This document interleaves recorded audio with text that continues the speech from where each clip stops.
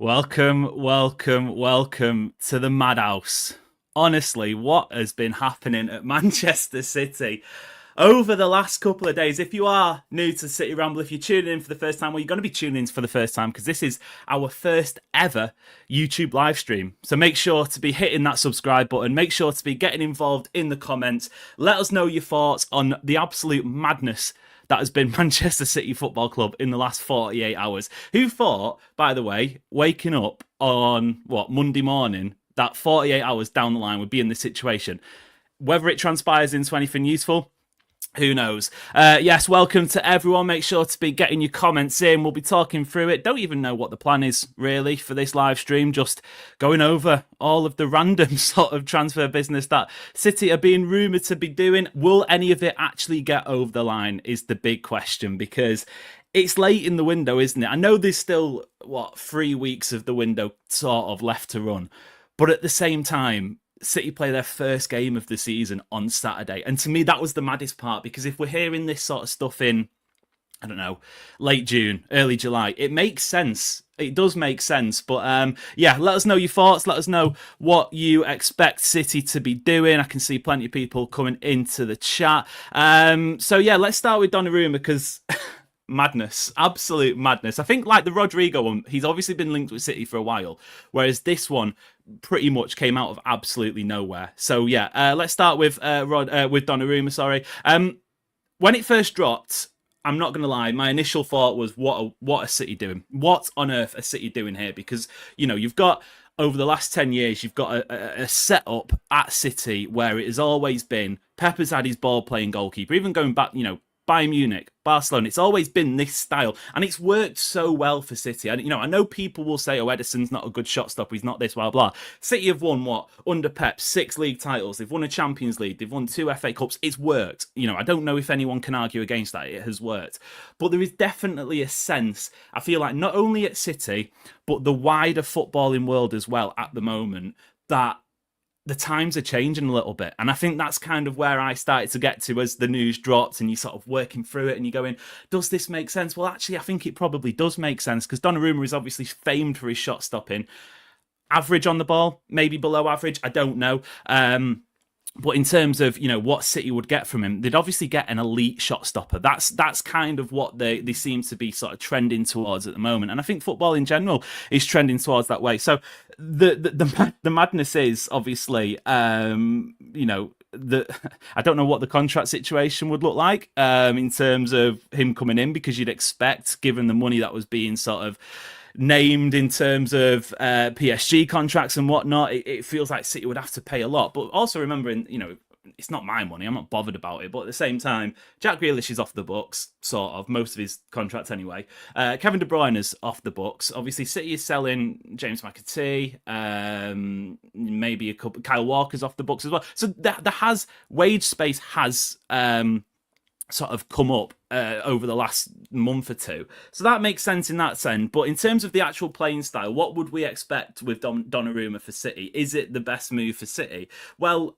perhaps it would need a little bit of a shake-up in defence. You'd have to possibly get your ball players in that centre-back position. You know, I'm thinking, obviously, John Stones. We've seen a lot of talk about him sticking around at City. It felt like he was going to be going away. I've been really impressed by Kusanov in terms of his ball-playing ability as well. So I think you would need to sort of trend towards that. Obviously, Ryan Nori is also coming in. He's a really technical player. So I don't necessarily buy the idea that if Donnarumma's got the ball at his feet, it's end game. It's done for City, because I think you can accommodate that in different positions. And again, going back to the sort of the trend in football in general, how many teams do you see now sort of set up with a high press situation? Klopp's Liverpool sort of situation, you know, where City obviously came up against Liverpool in those massive games. How many teams are we seeing actually do that? If you look at PSG, how they won the Champions League last season, it wasn't, even though they've got sort of fast electric wingers and attackers and you can, you know,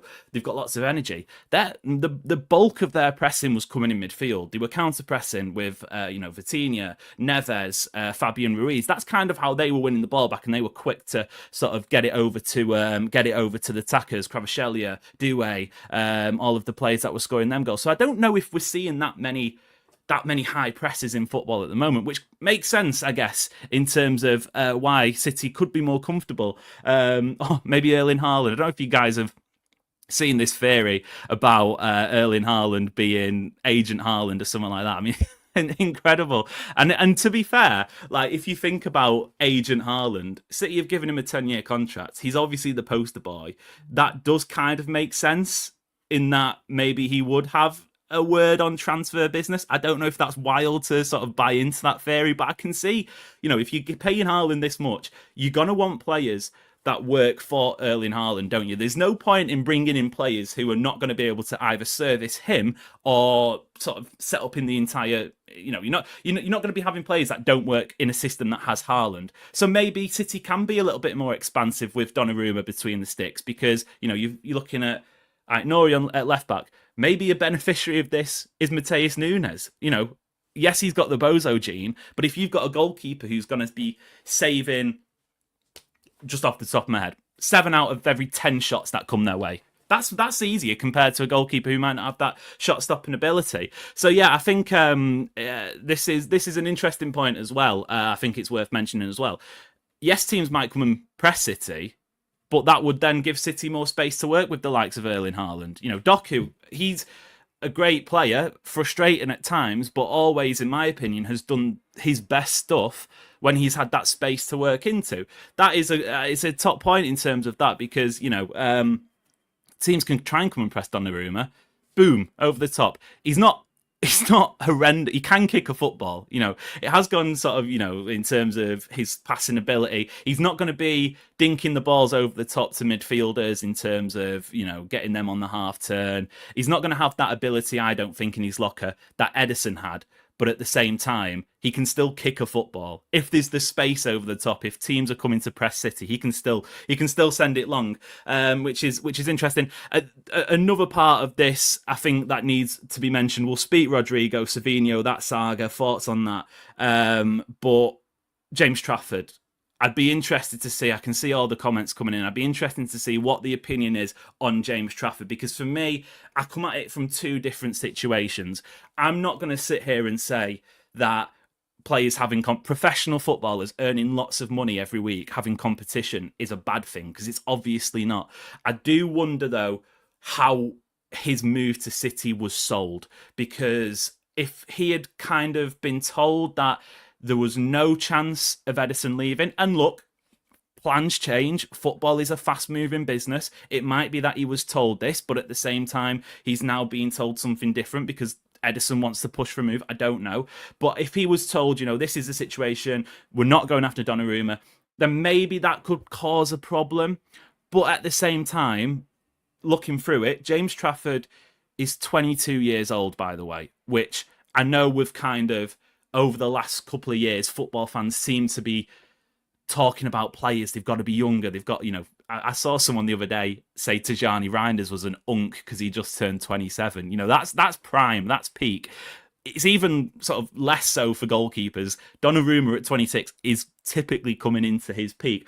So if James Trafford, say this situation where City sign Donnarumma, but they've got James Trafford in the door at the same time, that to me doesn't, or it might not present the biggest of problems because James Trafford was expecting to be number 2 this season anyway. Obviously, he would have fought for the number 1 spot, but it was always going to be Ederson starting the season until there was a big issue with him. That was never going to change. At the same time, in 3 years, say for whatever reason, it's not worked for Trafford. Donnarumma's come in. He's established himself as City's number 1. There's no chance that Trafford's going to get above Donnarumma or anything like that. James Trafford will still be 25 years old. He'd have had a couple of seasons where he's been training with elite footballers. He'd have a couple of seasons where he was working with Pep. He was sort of, honing his craft, playing in the cup matches. Even if City signed Donnarumma, absolutely no doubt he'd be playing in the cup matches. He might even get a couple of league starts here and there. We've seen Pep do that with Ortega and Ederson at times. Bring Ortega in for a league match because, you want to keep it feisty. So I think in 3 years' time, if he has never been City's number 1, that's not going to decrease his value in terms of what City paid for him. That's not going to harm his chances. In 2 years, he's never, another point, he's not, in my opinion, he's not sort of dethroning Pickford for the number 1 spot. in terms of England for the World Cup this summer. That's never happening. Tuchel's coming in basically to win England a trophy straight away. He's not bringing in a new number one. So I think people can forget about that. But maybe for the Euros in 2 years after that, he'd still have a better chance. I don't think it's the end of the world for Trafford that it has kind of been spoken about. My only issue would be you don't want the club selling false promises, especially to young English players, because they're valuable commodities in this market, aren't they? In terms of, homegrown quota, pay a premium. You want to make sure that what your club is putting across is still attractive to players who you might want to sign. The question that has been thrown around a couple of group chats I'm in over the last sort of 24 hours. And it's worth saying that Ederson might stay. Obviously, there's talk this morning that Ederson, City still want to keep Ederson, blah, blah, blah, whatever. But the question that's been thrown about in a couple of group chats that I've been in this morning, would you rather have Trafford and Donnarumma coming in straight away, or would you have rather, at the start of the summer, kept Ederson and Ortega and spent what would likely be 70 million quid on Donnarumma and Trafford? Would you have rather spent that on a right back instead? So that's one for you to think about whilst I go through a couple of these comments. Let's see. Sebastian says, we've gone from interesting to exciting links in Costa and Livramento to the stinkiest links in years. I'm not going to say those words after that, but fair enough, Sebastian. Alternative Fact says, aren't Haaland and Donnarumma represented by the same agency? This is a really interesting part, I think, of this, because obviously we spoke about Agent Haaland and Haaland sort of maybe shaping City's transfer business in terms of what they can, he's there for 10 years. I think, off the top of my head, I think that is the case. It might not be, but it would be interesting if it is, because it makes sense. Players, agents work within the same circles. After 8 years of not having a goalkeeper, give me Gianluigi Donnarumma. Now, look, I said it before. Ederson has been a success at City. I don't think anybody can say that Ederson hasn't been a success at City. The debate for me is it time to move on? And if it's one season of Ederson with the idea of Trafford coming in, or it's going out and signing Donnarumma, I think that's fine. What maybe isn't the case is sort of getting stuck in the past and maybe trying to relive the Ederson years. Have you seen the news that Ederson deal might be happening? Yeah, I think it's worth mentioning that the briefs they came from, so I think it was Simon from the MEN and Jack Gorn from the Daily Mail. They are obviously very well connected within the club, the Manchester City club, so they've got the ear of the club. And I think, having worked in sort of football journalism and whatnot for a couple of years myself, it makes sense for the clubs to be saying that, because what if these deals don't happen? What if they come out and say, yes, we're happy to get rid of Ederson, and for whatever reason the Galatasaray links fall through? Then they're sort of stuck there going, well, we've just said we wanted to get rid of him, now he's still here. What does that do for the dressing room? So I think it makes sense for them to be briefing cautiously, which is, it's always worth, when you're seeing all of these transfer rumours at this time of year, trying to think sort of the next step. Where has this come from? Is this player led? Is this, a player coming out and saying, or an agent coming out and saying this, or is this coming from the club? Because, the club still are trying to work PR themselves. Just look at some of the briefs that Liverpool look like they've been given about Alexander Isak. He doesn't want to play for Newcastle anymore. He's never playing another game, blah, blah, blah. James Trafford isn't ready for elite Premier and Champions League football for the next 2-3 years. I think possibly that could be the case. We won't know until he's in there. I'm not a big fan of throwing him in at the deep end personally. If it was a case of Trafford and Ortega sticking around for City this summer, I'm not necessarily a fan of that at all. I'd rather, if Ederson's going, replace him. If Ederson's staying, then keep him. Jackie G, I wonder if this is the Grealish one. Oh, rest in peace, Jack Grealish's City career. Maybe speak about that at the end of the stream, but sad to see him go. City Ramble, any ideas of why we've gone away from Costa? I just don't know if they rate him that highly, to be honest. He has kind of been a hot and cold player. I'm sure, if they needed to replace Ederson this summer, they might have gone over for him. But what were Porto asking for? 60 million quid or something like that? You could get Donnarumma for half the price. So I think that's maybe why they've done that. Let's see, any more of these? Let's scroll down a little bit. Trafford was £35 million, so he's Donnarumma. He's 50 million euros, which is equivalent. I think 50 million euros is maybe 45 million quid, something like that. So it's a little bit more, but even still, I think that's decent money, especially given what would you say Donnarumma's worth usually in the usual market, 80 million quid maybe. That's probably what PSG would have asked for him. Stinky Slinky's funny, to be honest. People don't even know what a good player is. This is an interesting point because I feel like City are the only fan base, group of supporters, and I'm not speaking about a specific section. I'm not speaking about City Twitter. I'm not speaking about what people call the main road Twitter or anything like that, because I'm in sort of, separate friendship groups with different sets of supporters. And the same conversations are happening throughout. And I find it funny because, objectively speaking, I think everyone could admit, maybe they won't. Maybe this is why we're getting called stinkiest links.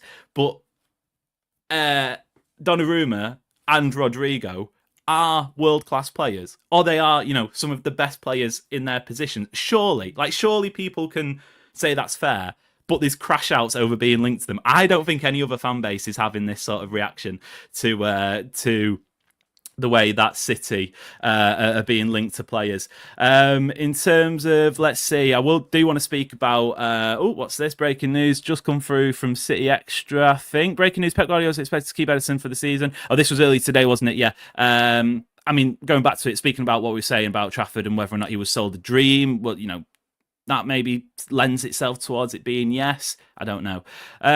Gigi is 26 and at this age can still play 10 more years in his prime. I think this is another important point. Last point for now until we move on to Savinho and Rodrygo. For me, this feels like more of a club decision. I know there's lots of talk about Pep Guardiola liking Donnarumma, which is, eyebrow raising, not going to lie. He doesn't come across as a Pep keeper. But at the same time, this to me feels like a market opportunity that City are going out for if they get it done and they go after Pep leaves, whichever manager can come in next, unless it's maybe Luis Enrique, which would be quite funny. They're going to be a fan of Donnarumma, aren't they? Because he is, like we say, objectively one of the best players in that position in the world. What has made Ederson so great at City is the fact that he's in that system to play under Pep's sort of philosophy. Is that going to be the case if you had dropped him in at Liverpool or at Chelsea or at Real Madrid, where there is maybe more of an emphasis on saving shots? City's defending has been higher up the pitch at times than it has been at the back until recently, of course, where it is sort of been exposed a little bit more. Should we talk Savinho and Rodrygo? Because that one's gone quiet a little bit, hasn't it? We will see sort of how that one develops, but cheeky coffee there. Savinho Rodrygo was obviously what sort of set this carousel of rumours off earlier on in the week, and it dropped at midnight, didn't it? Wild. Fabrizio tweeting at midnight that, Savinho is being sought after by Spurs. What I want to start with here is, I've seen so much talk about why. Why would Savinho want to go to Spurs? Who initiated this? Was it Spurs coming in? Was it Savinho pushing for a move away? And I think LB did a panel show on Monday night, I think it was. And Joe Butterfield, who's obviously, if you've ever listened to City Ramble podcast, he's a regular guest on there, and I'm sure he'll be popping up on YouTube videos as well. Shout, by the way, if you're not already, make sure to be subscribing, hitting the like button and all that business. Always forget to do the admin stuff, just get carried away waffling. But in terms of Savinho, my theory with Savinho is, look, agents will always be proactive. They'll always be speaking to, people at clubs, or they'll always be monitoring situations. So maybe, possibly, a few months ago, there was a conversation, maybe Spurs will be in the market for an attacker. Would Savinho fancy it? Whatever. But I think what has triggered this is, obviously, Heung-min Son has left, and that was kind of mentioned earlier on in the summer, wasn't it? It wasn't in terms of, it wasn't concrete until a couple of weeks ago, but it was still mentioned. But at the same time, James Maddison has gone down with an ACL, and that's kind of put a rocket up the backside of Tottenham and Daniel Levy and all of their transfer hierarchy to say, we need to get something done. And it might have been that Savinho was on their radar before this, but I feel like this has really accelerated it because there is now a need. in terms of wanting him. And yeah, this alternative facts again saying intermediaries from Savinho, apparently this is, that have shopped him around. It's a World Cup year, he wants to get guaranteed game time from Pep. Pep doesn't guarantee anyone playing. That's absolutely spot on. We know that by now. But I think in terms of the next part of this conversation that has been happening is, why would, Savinho's pushing for a move. I am firmly of the opinion that two things can exist at the same time here. Savinho might be open to leaving for Tottenham Hotspur. London, especially when you've got money, is a great place to live. You're going to have a nice house. You're going to have nice fancy restaurants. The lifestyle's great. So I can see why that would appeal to him. He's just, I think, his partner had a baby back in March, I think it was. He missed the Bournemouth game, didn't he? Because his partner was giving birth. So that was one of the, he's starting a family, moving to London, whatever. Nice lifestyle. But also, he will be the poster boy of Spurs post Heung-min Son. He's coming in probably as their club record signing, or at least close to. He's the flashy Brazilian winger. He's got the flair. He's got the skill. And whatever your opinion on him in terms of a City player, I think that's, again, fair enough to say, isn't it? When you just watch him, he does get bums off seats, doesn't he? So he would then come in as the poster boy. And I think that you can say that's attractive to him. What I don't believe at the moment, unless a report comes out and says differently, is that he is desperate. He is hell-bent on leaving Manchester City this summer. Because I think at the same time, I know there's that comment about World Cup year, being a squad player at City, being in the Champions League, fingers crossed City, I think everyone expects City to be better this season. But being a squad player at City, being in the Champions League, pushing for titles, that is still an attractive proposition. So I firmly believe that you can have two offers, you can have two sort of propositions on either side, and you can be like, pros and cons. It's like most regular people with everyday life. I've been in a situation where I've had one job, I could have gone to another one, and there was whatever the pros and cons were. So I don't think it is Savinho knocking on Pep's door, play me every week, blah, blah, blah, blah. Whether it is, maybe it is, I don't know. In terms of what City would be missing, we'll move on to Rodrygo in a sec. I'm in two minds about this, because I think Savinho obviously impressed at times during his debut season at City, and City were a bin fire, an absolute mess, garbage at times last season. But even still, he managed to step up and he impressed. I saw El Nobbins say earlier this week, he had the best debut season to any City winger that you can think of. Sane, Sterling, under Pep this is, Grealish, Doku. And when he said it, at first you're like, really? One Premier League goal? Surely not. But when you think about it, you are like, well, actually, yeah, he came in and he made an immediate impact. He started that game against Chelsea, the first game of the season, and he had, I can't remember who the fullback was, but he had them on skates, and then he switched over and he was still playing well. So look, he played well in his first season. There were moments of frustration, especially in terms of getting in front of goal. I tend to be of the opinion when I'm watching football, watching players, sometimes it's different, sometimes it's sometimes you are just a bad finisher, Darwin Núñez. But at other times, if you can get into those positions, that's the hardest part, in terms of finding the space, making the runs. And he certainly did that. So I do believe there is potential there. There is certainly potential there. And I would really want to see him in a hypothetical world, almost if you're playing FIFA or EAFC or Football Manager, if you can sim the next season just for him and you can see where he's at. And if his stats are saying he only got 2 Prem goals, he got a couple of assists, he didn't really kick on that much, then fine. I don't think in 12 months' time his valuation is going to drop so much that they're going to get, I think in 12 months, even if he doesn't have a great season, he's still going to get 50 million quid because of that potential. But he might explode. And I think for me, that's the one hand of it. The other hand of it is Rodrygo's a baller.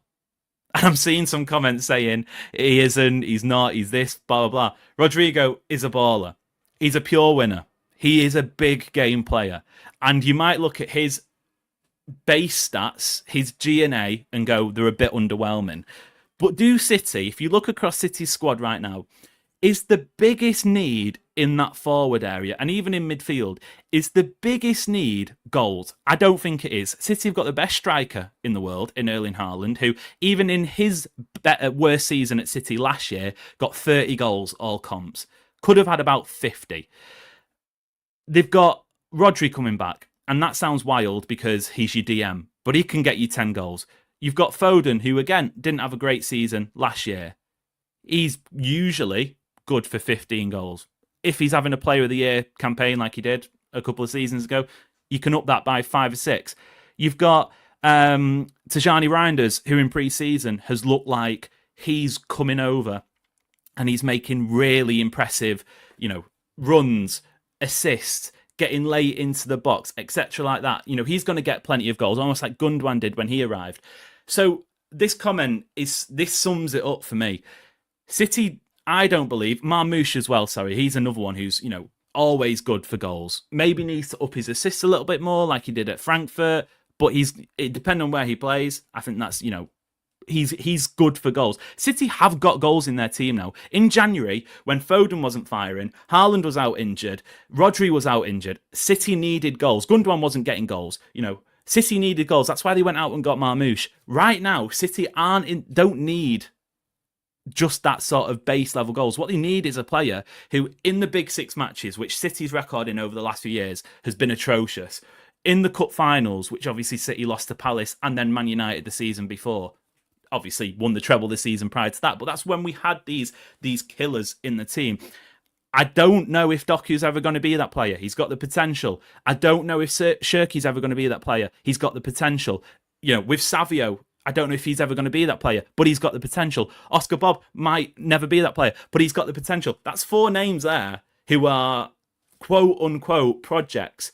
City don't need, in my opinion anyway, they don't need that many projects. They've got more projects than a year 10 kid in school over the summer holidays. City need a guy who's coming in, and in those big Champions League games, in those big 6 clashes, he's going to pop up with the moments. He's 24 years old, but he's been, how many games has he played in the Champions League? Incredible. How many big moments has he had? City know that themselves. So that's why, for me, the 2 options with Rodrygo and Savio are, you either keep Savio and you tell Spurs to do one, you're not paying what we want, off you pop.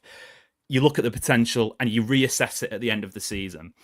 Or you sell Savio, you cash in on him, you try and get a good deal, and for what it's worth, I think City should be trying to get an amazing deal in terms of off Spurs, given how they've treated City in the past, not only in terms of the Harry Kane saga. By all accounts, it was a nightmare to negotiate Kyle Walker as well, and the way Tottenham have been towards City in terms of 115, Premier League charges, pushing for that. So that's a separate argument. But if you can get that money, try and get it. What I don't think can happen here is City sell Savio, but try and rely on what they've got. Because not only do I not believe there is that killer in the attack just yet, maybe it develops into it. Who knows? It's going to take a lot of ifs, but even still, it could. I don't believe that's there at the moment. But what happens when the injuries start? And the injuries will start. Erling Haaland goes down, by the way, every single season for at least a month, it feels like. Omar Marmoush, he goes into his position. But what when December rolls around and he's off to AFCON? Phil Foden's always good for an injury, 10 matches in the season missed here or there. Doku can't stay fit half the time, which is fine because you've got other options. But as soon as you take 2 of those out, that's going to cause problems. So I cannot see a world where City, even though it looks like on paper with Shirky, Foden, Doku, Haaland, Oscar Bob, just to name a few, Marmoush, 6 names there, even though it looks like City have options in attack, as soon as 1 or 2 of them go down, problems. So City cannot be selling Savinho and not replace him, which I think is a great point that needs to be made. In terms of what Rodrygo brings, I mean, we just spoke about in terms of the calibre of player. Marmoush and Rodrygo can switch throughout the game from left wing to right wing, even through the middle behind Haaland. A lot of the crash out, I think, of this has been speaking about what happens to Marmoush. Remember, Marmoush was brought in January, obviously lining up in the Bundesliga, doing incredible stuff there. He's obviously coming into his prime. He was plug and play. Marmoush can play off the left. Marmoush can play as a centre forward back up to Haaland. Marmoush can play as a second striker behind Haaland. the last concern about signing Rodrygo for me would be Marmoush's minutes, because the guy is probably the most versatile attacker from City's options. I remember briefly seeing him off the right. I don't think it was necessarily that impressive in terms of what his qualities are. I feel like he's better coming in off that left. But I think, say City go deep in all of the competitions, Marmoush will still be good for 40 appearances. Most of them, 30 of them starts, perhaps. Marmoush is going to be fine. So I don't necessarily feel like that's something to be concerned about in terms of game time.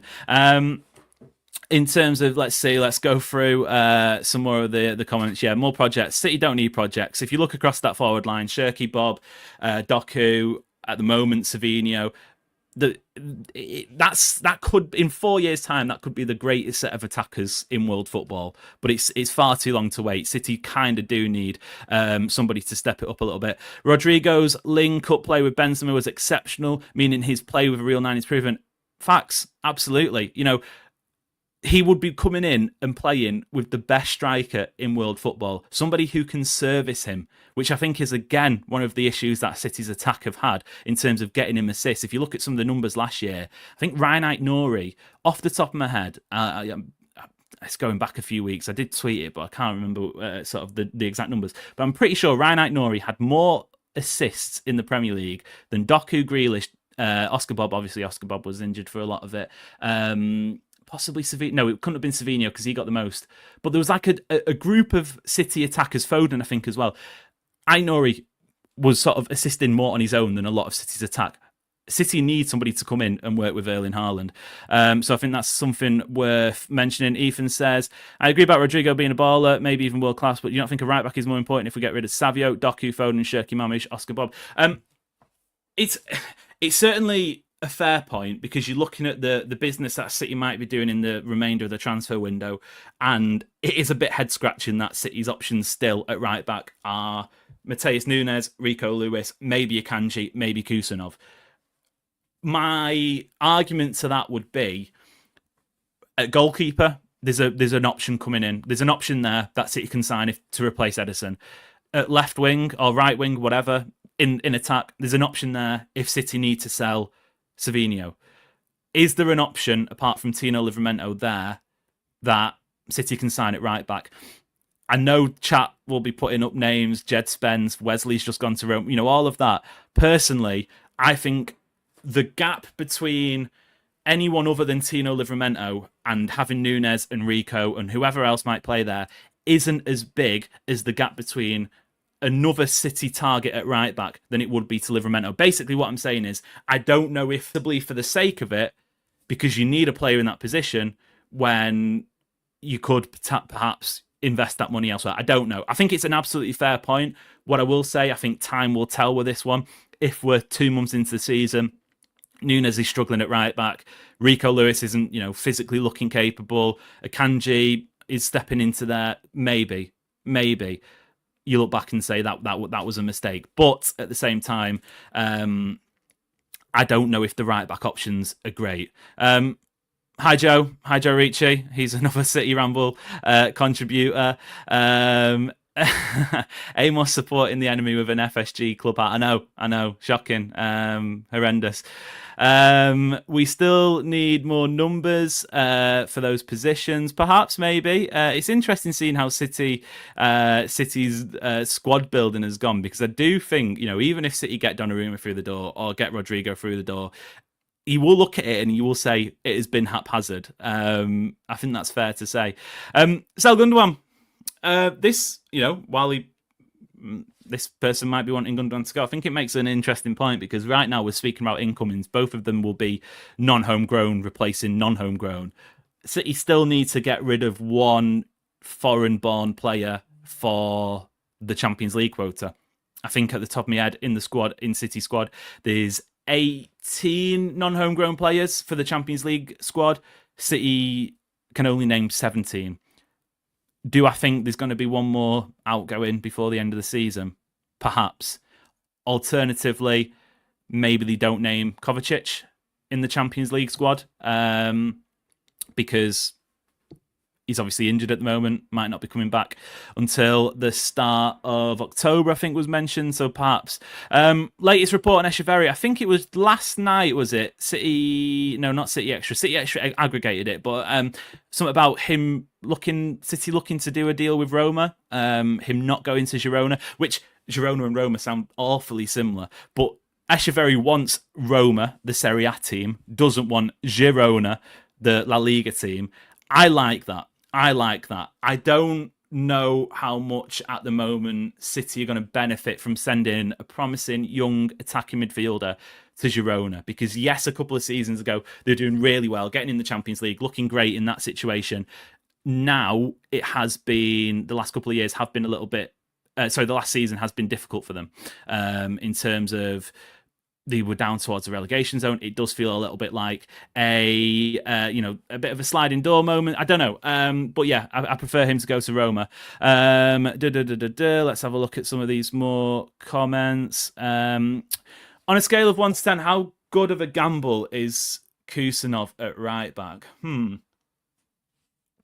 He's interesting, because was it the Real Madrid game where Kusanov looked really strong against Vinny Jr.? Not that Twitter would tell you. In fact, I was watching, can't remember what it was. Can't remember what it was. It might have been a game. It might have been a highlight package. It might have been a podcast. Someone speaking about Kusanov. I think it was on Sky Sports News, actually. Sorry, just name drops. But one of the pundits was saying, obviously Kusanov has had such a terrible, not terrible, such a difficult time at City so far. That Chelsea debut. And I can't believe that narrative is still stuck around, because if anyone, and I'm sure most of the chat would have watched pretty much every single appearance for him since then, he's been really good. He's been really promising. Maybe not perfect, but, when he played at right back against Real Madrid in that game at the Bernabeu, looked great. I think there was a Newcastle performance where he looked good. I think he had a difficult game against Brighton, might have gone down as an own goal. He didn't know anything about it. For a lad who doesn't speak English coming into the Premier League, I think he's had a great first 6 months, and I really hope we get to see him a little bit more. Interesting, the Mad Hatter. Would you give Newcastle United an offer for Livramento with Trafford in the deal to get him? No, is my answer to that, because I think City would still need a homegrown goalkeeper to come in. And look, earlier on in the stream, we spoke briefly about James Trafford. I can see why there is a crash out, and don't get me wrong, if he was sold a dream, I wouldn't be a fan of that in terms of, told this was the pathway to number one, whatever. But at the same time, in 3 years' time, if he's not become City's number one, he's still going to have a great career. He's still going to have an amazing career. He'll only be 25. Yes, Luke Bardsley, shout out. Let's see. Cover, I reckon, gets dropped because of injury. This is my big sort of, my biggest wish for this season. Gundogan, Kovacic. I'm trying to think off the top of my head. Is that there might be one or two other players in the squad? Maybe Bernardo Silva. I have no issue. This might, raise eyebrows. I have no issue with those guys being in the squad. My frustration will start if they're getting picked ahead of younger, possibly more promising guys. Nico Gonzalez is the perfect example. In these next 3 games, Wolves, Spurs, and Brighton, if we're seeing, obviously Kovacic can't be involved in that because of the injury, but if we're seeing a cobbled together midfield of Gundogan, Bernardo, maybe Tijani Reinders, who's obviously, should be there by merit, that will frustrate me when you've got Nico Gonzalez there. And I think that's my biggest wish for the season. I don't want to be seeing the same, the amount of minutes. Sometimes Pep had no choice. Gundogan wasn't signed to play as much as he did last season because Rodri went down. Bernardo Silva, Kovacic as well. That maybe that wasn't the plan last season. But I'm just hoping we have kind of predicted. We've kind of sort of, we can see them guys a little bit more. I said predicted because this comment, you predicted the Trafford saga. I did. back in April, I said that although I did say that Ederson would stay, so maybe I'm losing here. Maybe I've actually lost it. Let's see any more comments before we talk about any other business. Yeah, Kusanov was great after those first 5 minutes against Chelsea. He's been great for City for a lot of the time. I think we might get Tino if Hugo Viana pulls that off. Where does he want his statue? Do you know what I mean? If City, and maybe it includes Donnarumma, maybe it includes Rodrygo. If City get Rodrygo, Donnarumma, and Livramento between now and the end of the transfer window, giddy, man. Giddy. I think as well, in terms of the Rodrygo and Donnarumma links, I didn't write, unlike a lot of people, I wasn't writing City out the title race immediately. I think Liverpool have some flaws that aren't getting spoken about. I know they're looking to maybe add Mark Gay or another centre-back and improve the depth there a little bit. But even still, I think their overall depth in terms of the squad is actually quite poor. So that's something to look out for. I think City, if they add these players, then they can be great. They can take City to a new level. So yeah, that's interesting. I wonder if something's working behind the scenes with Tino Livramento. That'll be interesting, won't it? If Kovacic was going to get dropped, then why didn't they sell him when Saudi was knocking on the door? I wish I had an answer. Because that to me was really sort of a confusing one. I think Kovacic is a really serviceable member of City's squad. What I don't think is necessarily the case here is, do you turn down offers for him? I don't know. That was an interesting one. I'd have loved to have seen how much it was, because you're talking about rebuild. We wanted rebuild. We didn't want a refurb.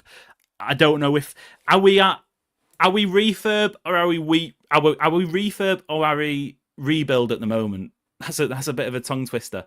So far this summer, have City, in your opinion, chat, done enough to sort of call it a rebuild, or are we kind of somewhere in the middle? Because I don't know. I can't make that comment until the end of the summer, because there might still be one or two parts of the squad where you're going, why didn't they try and move them on? Why? And I know you need offers. I know you need offers to come in, but at the same time, is this new? This looks new. Manchester City couldn't secure a specialist right back this summer, so Matthijs Nunes, John Stones, and Manuel Akanji expected to cover that position. I mean, yeah, that goes back to what we were saying before, wasn't it? I don't feel like the options aside from Livramento were that good. Maybe that sticks the pin in the Tino stuff. I don't know, but yeah, it is what it is. Seeing talk about Baleba can actually sort the issue. And Nico Gonzalez doesn't seem to have tactically to go deep and pick up the ball under pressure and start attacks. It's interesting because Baleba was mentioned with links to City. I think it might have been January. The issue with that is you're dealing with Brighton, and City know with the Cucurella saga what it's like trying to deal with Brighton. And I do worry about Nico Gonzalez in that sense, because he's obviously started his time at City, was playing consistently, he was getting loads of minutes, he'd come in and Pep called him a mini Rodri. I do wonder if there was just something that our eyes as mere mortals, as not casual football fans, but you know what I mean in that sense. I wonder if there was something that Pep just saw that was like, nah. And that turned him off a little bit, because it was so weird how often he was playing, and then suddenly it was Bernardo, Gundogan, Kovacic, midfield three, which, to be fair, got City over the line and helped them qualify for the Champions League. So you can't complain with the result in that sense, but it was a bit bizarre. And I do wonder in the next 3 games, if we aren't seeing him start one of them, that could be a red flag. Make sure to be subscribing if you haven't already, hitting the like button. We'll do, 5-10 minutes more. Absolutely sweating, by the way. in Manchester today, it is sweltering. It's like being abroad. Wharton is too injury prone. We can't have both Rodri and Wharton injured. I think it will be a case with Adam Wharton, watching him for the rest of the season. If he picks up another big injury, I don't think City will go near him. But if he can have a fully season where he's fit, maybe. Saying that though, Calvin Phillips had a full season where he was fit before joining City, I think, and that didn't go well. But I feel like Adam Wharton is an absolute baller. So I'd like to see him in a City shirt at one point, if of course he can keep fit. Is it strange that Livramento has not signed a contract? Perhaps. Although these things take time, don't they? They take time to come through. Maybe the talks are still ongoing. I'm not sure about this one in terms of signing a contract, unless there's some sort of release clause or guarantee or gentleman's agreement, whatever. Because at the moment, for me, it looks like Newcastle are nosediving. And whether it's PSR, whether it's something else, whatever, it doesn't look like they're going to be able to challenge the elite in terms of City breaking into the Champions League consistently. I do think, was it the last game of the season where that horrendous handball decision at Old Trafford for Villa denied them a goal or something like that? If Newcastle had finished outside the Champions League, not only is Isaac already at Liverpool now, but I think City get Livramento. I think that one decision where Aston Villa missed out on the Champions League, Newcastle got in it, I think that has stopped City from getting Tino Livramento. Big up South Africa. Lots of love. Let's see. Nico G has great passing range, but he's slow and clumsy. Perhaps, but what I feel like could possibly combat that, my ideal midfield three for Wolves would be Nico Gonzalez, Tijani Reinders, and honestly, one of Gundogan or Bernardo Silva. And I know people say, oh, it's not got the creativity, but I think without Rodri there, that has the nice balance. I'd go full send on the attack. I'd have Haaland and would maybe have Doku. Foden, if he's fit, maybe off the right. I think it's safe to say we're not seeing Savinho in that starting 11 because of the speculation surrounding him. Shirky obviously is an option. I feel like he's possibly going to be a bit more of a ease in throughout the season. He'll get lots of minutes, in my opinion. How many of them will be starts, I don't know. But I feel like, for me, Nico Gonzalez with Tijani Reinders could be a really balanced duo, especially if you've got Gundogan in there, who can obviously clean up a little bit. Not as good as he used to do. Opinions on Donnarumma? Touched on this a lot at the start. For me, if Ederson's leaving, go and get it done. Do not rate Ortega and Trafford as a duo. I think obviously there are question marks over whether or not it's a Pep signing, because he's obviously not on paper a Pep goalkeeper, but I do think it gives City a much bigger chance of winning the Champions League again, which may be Pep saying, I've got a couple of years left at City, go and get me another Champions League, give me a squad with ready-made players and let's go and get them. Let's see. Same goes for Trafford being a second keeper under Donnarumma, who can't teach him anything with his feet, perhaps, but I'm sure Guardiola will give him a good chance, give him a good talking. What should I say? Good coaching in that sense. Don't you think Livramento would want to be the starting right back for the World Cup with City? I think, yeah, I agree. This is what I'm saying. I don't know why Livramento would sign a contract at Newcastle.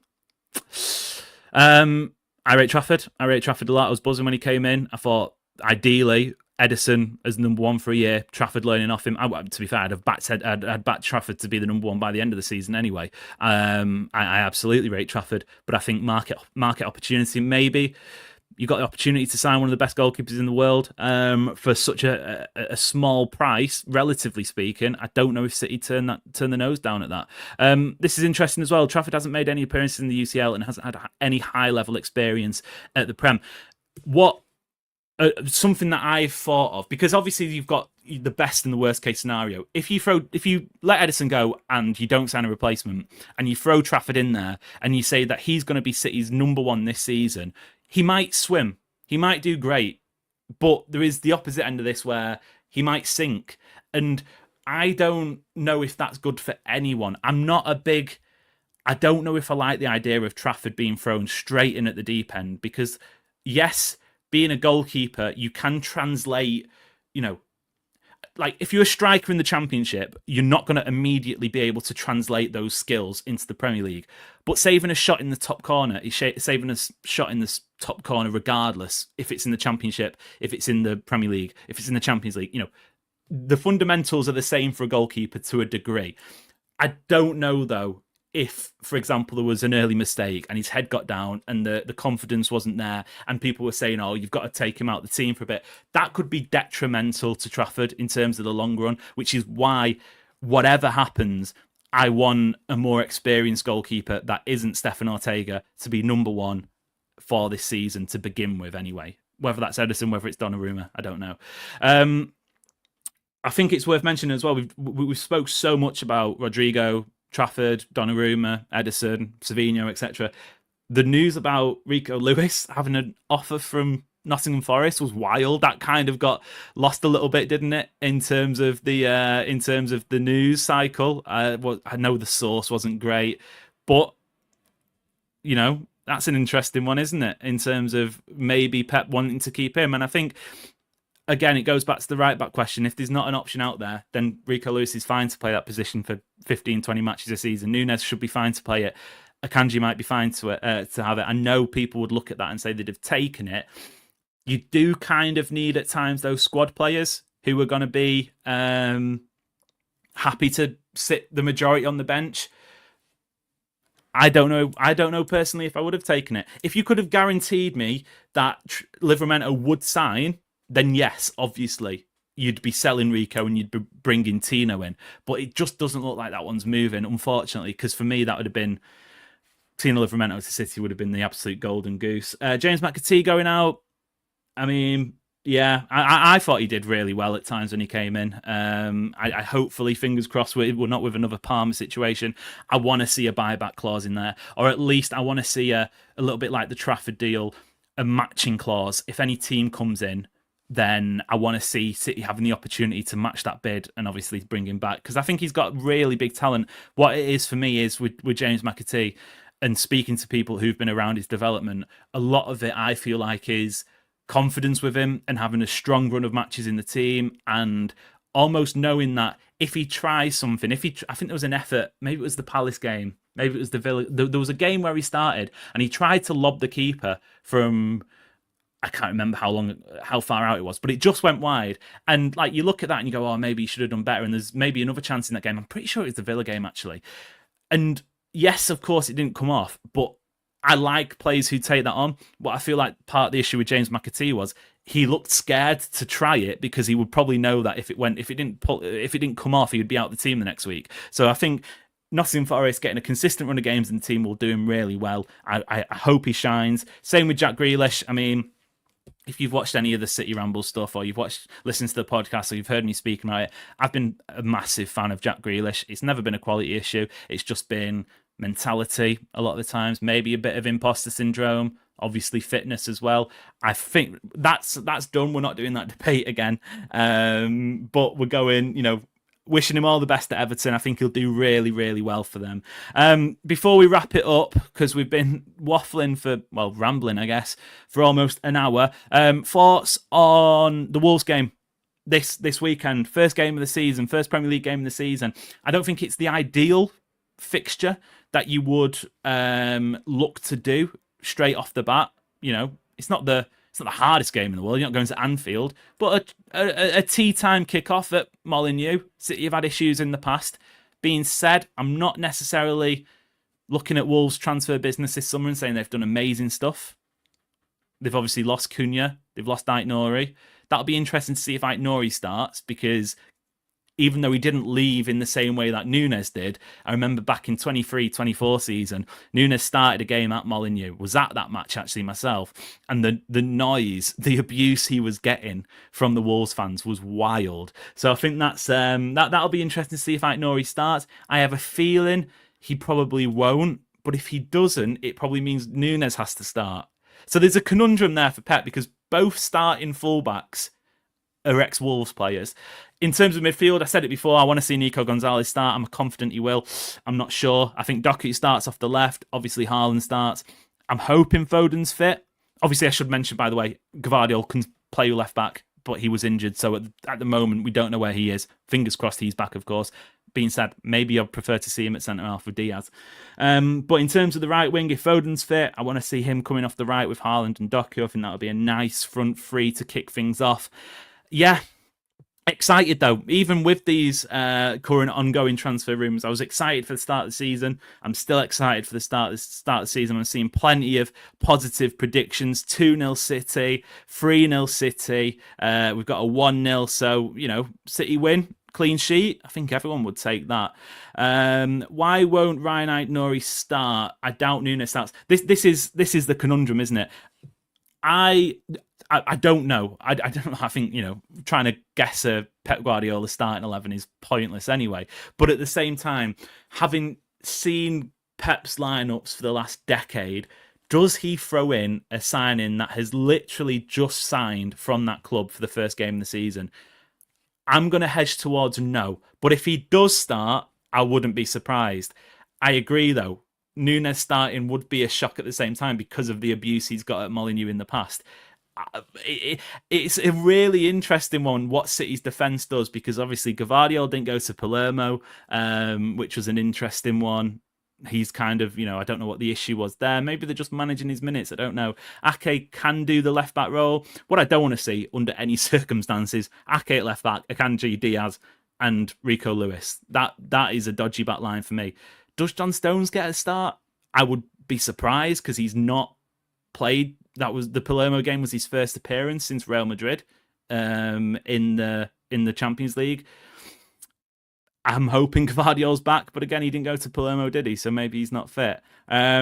Starting centre-backs for me this season, if you can guarantee me John Stones and Diaz will be fit for 50 matches this season, give it to me, because that is the perfect centre-back balance. You've got your hard man, basically, in Diaz, who's throwing his body in front of stuff. I know John Stones is defensively great as well, but John Stones is more of that ball player. I don't know if John Stones has got 50 matches in him. Maybe he does. Maybe he proves us all wrong. I think the next best thing is Gvardiol and Diaz. I thought that worked really well at times towards the back end of last season. So that's, it's similar to Stones and Diaz. The benefit of Gvardiol and Diaz, I think anyway, is the fact that you've got Gvardiol as a left footer. And I think that when you look at how City were building up, without Rodri, it has to be said, but City are going to be without Rodri for the first couple of games of the season. It opens up a couple more of the passing lanes, especially if you've got Aït-Nouri on the left-hand side. I think the triangle of Gvardiol, Aït-Nouri, and then whoever is playing at left wing for City, whether that's Doku, whether that's Marmoush, I think that will be, or Rodrygo, maybe. I think that will be really beneficial for City this season. I think that the idea will be keep it away from the right-hand side as much as you can. Obviously, that's a bit of a weakness going forward. I think they'll be happy to get Nunes the ball, but in transition, that may be somewhere that City will be looking to, other teams will be looking to exploit. City will be looking to cut it off. But that left-hand side, I think, is going to get City loads of goals this season. Loads of goals. And hopefully, they can connect to Haaland as well. We'll wrap up these comments then before we get off. Stones for sure is starting. Vish, I won't be, hopefully you're right, but I'll be surprised. Stones will be injured next week. Give us one more season, Johnny. Come on. And I know he spoke about he's feeling fit, he's feeling fresh. I think he had an operation, did he? I don't know if that was reported or not earlier in the year. We haven't seen Gvardiol and Diaz as centre-back. I think we did, Vish. I think we did at the end of last season. Gvardiol, Diaz lacks pace with high line.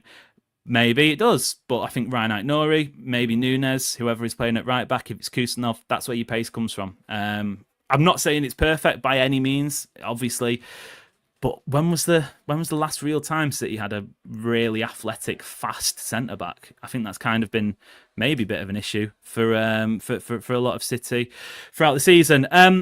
Yeah, in terms of wrapping it up, I think we'll do it there. You can probably see I am sweating. It is sweltering in Manchester today, so we'll call it a day there. But this has been plenty of fun. It won't be the first time. Sorry, it won't be the last time. It has been the first time. Make sure to be subscribing, leaving a like. Plenty of content on the channel as well. Yesterday, Adam Booker and John Ashley did a little bit of a reaction to the Donnarumma news, what it would mean for James Trafford, Savinho, all of that lovely business. There's been all sorts, absolutely all sorts. So make sure to check out the channel. Get on the City Ramble social media as well. TikTok, loads of stuff going on there. Twitter, Instagram, all over. Make sure to check it out. Until next time, it's been a pleasure speaking to you all, and we will see you later.